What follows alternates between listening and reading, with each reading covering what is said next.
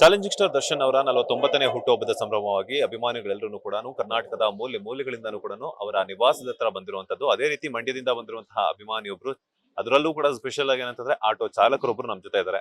So ಎಷ್ಟು ವರ್ಷಗಳಿಂದ ಅವರ ಅಭಿಮಾನಿ ಆಗಿದ್ದಾರೆ, ಎಷ್ಟು ವರ್ಷಗಳಿಂದ ಅವರನ್ನ ಫಾಲೋ ಮಾಡ್ತಿದ್ದಾರೆ, ಒಂದಷ್ಟು ವಿಚಾರಗಳನ್ನ ತಿಳಿಸ್ಕೊಡ್ತಾ ಹೋಗ್ತೀನಿ.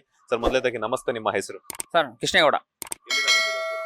ನಮ್ದು ಊರು ಮಂಡ್ಯ, ನಾವಿರೋದು ಇಲ್ಲಿ ಬೆಂಗಳೂರಲ್ಲೇ ಇರೋದು. ದರ್ಶನ್ ಸರ್ ಮನೆ ಪಕ್ಕದಲ್ಲೇ ಇರೋದು. ಆಟೋ ಸಮೇತ ಬಂದಿದಾರ. ಯೂಶುವಲ್ ಆಗಿ ಏನಂತಂದ್ರೆ ಆಟೋ ನೀವು ಎಷ್ಟು ವರ್ಷಗಳಿಂದ ಓಡಿಸ್ತಿದಾರ? ದರ್ಶನ್ ಅವರು ಅಂದ್ರೆ ಯಾಕೆ ನಿಮ್ಗೆ ಅಷ್ಟೊಂದು ಇಷ್ಟ ಅಂತ? 24 ವರ್ಷದಿಂದ ಆಟೋ ಓಡಿಸ್ತಾ ಇದೀನಿ. 24 ಆಟೋನೇ. ಹೌದು, ಆಟೋ ಓಡಿಸ್ತಾ ಇದೀನಿ. ನಮ್ಗೆ ಅವರು ಅಂದ್ರೆ ನಂಗೆ ತುಂಬಾ ಇಷ್ಟ.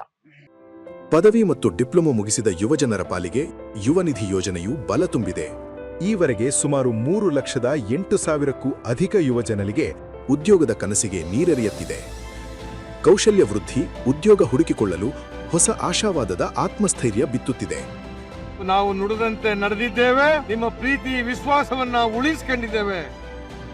ಗ್ಯಾರಂಟಿ ಸರ್ಕಾರಕ್ಕೆ 1000 ದಿನಗಳು, ನನಸಾಗಿದೆ ಕೋಟಿ ಕನಸುಗಳು.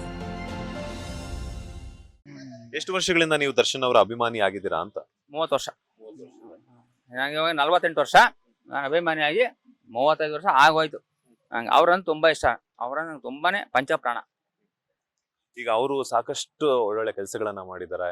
ಸೊ ಇವತ್ತು ಇದ್ದಿದ್ರೆ ಸಾಕಷ್ಟು ಜನ ಅವರ ಮನೆ ಹತ್ರ ಅಭಿಮಾನಿಗಳು ಇನ್ನೂ ಜಾತ್ರೆನೇ ಆಗ್ತಾ ಇತ್ತು. ಈಗ ಏನ್ ಬಂದಿದ್ರಲ್ಲ ಅದಕ್ಕಿಂತ 1 to double ಅನ್ನೋದಕ್ಕಿಂತ ಇಡೀ ರೋಡುಗಳೆಲ್ಲಾನು ಕೂಡ ತುಂಬೋಗ್ತಾ ಇತ್ತು.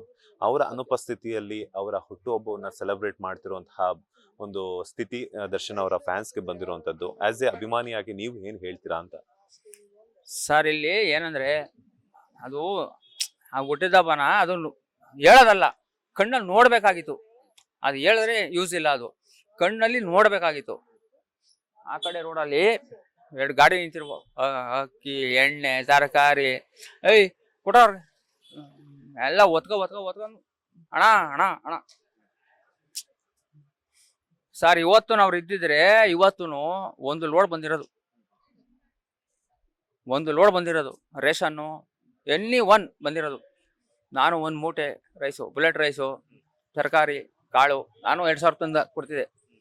ಇಲ್ಲಿ ನೋಡಿದೆ, ಬೆಳಿಗ್ಗೆ ಬಂದೆ, ಸನ್ನಿವೇಶ ನೋಡಿದೆ. ಬಟ್ ಇಲ್ಲಿ ಏನಿಲ್ಲ. ಆದ್ರೂ ಬರಕ್ ಮನಸ್ಸಿಲ್ಲ ಆಗ್ಬಿಡು ಸರ್. ನೀವು ಏನಿದ್ರೆ ಬರಕ್ ಮನಸ್ಸೇ ಇಲ್ಲ, ಬೇಜಾರಾಗ್ಬಿಡ್ತು. ಮನಸ್ಸು ತುಂಬಾ ಬೇಜಾರಾಯ್ತು. ಆದ್ರೂ ಅವ್ರ ಮನೆ ನೋಡ್ಬೇಕು ಅಂತ, ಅವ್ರ ಮನೆ ನೋಡ್ಕೊಂಡು ಹೋಗ್ಬೇಕು. ಏನೋ ಮನ್ಸಲ್ಲಿ ಇಲ್ಲಿ ಕುಂತ್ಕೊಂಡ್ಬಿಟ್ಟವ್ರು ಅವರು.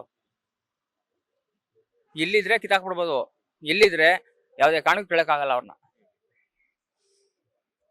ಸಾರ್, ಈ ಜಾಗ ನೀವು ನೋಡ್ಬಿಟ್ಟಿದ್ರೆ, ನೀವು ಬಂದಿರ್ತೀರಾ ಅನ್ಕೊಂತೀನಿ ನಾನು. ನಿಮ್ಮ ಹೇಳಿ ಅಲ್ವಾ ಬಂದಿರ್ತೀರಾ.